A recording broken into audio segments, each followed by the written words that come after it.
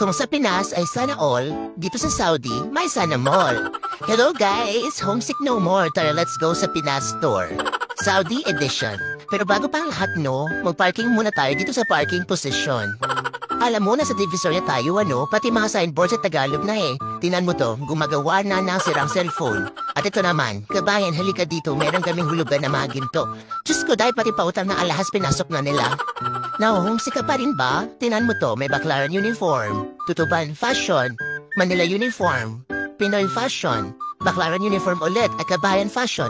Ano to, fashion week na mga lugar sa Pilipinas? Alam mo, dito na kami nilay sa Makati. Ay, okay. Di ka naman nag-inform na umuwi ka na pala ng Pilipinas mag-isa. Dahil ang tabangan ng mga utak ng tao dito, hindi mawawala ang Boracay. At dahil sa kanila, sa wakas nakapunta na rin ako ng Boracay. Hindi nga sa Pilipinas, kundi dito sa Saudi. Ang saya-saya nga talaga dito, mga guys. Kahit hindi ka suki, kahit first time mo dito, tatawagin kang suki.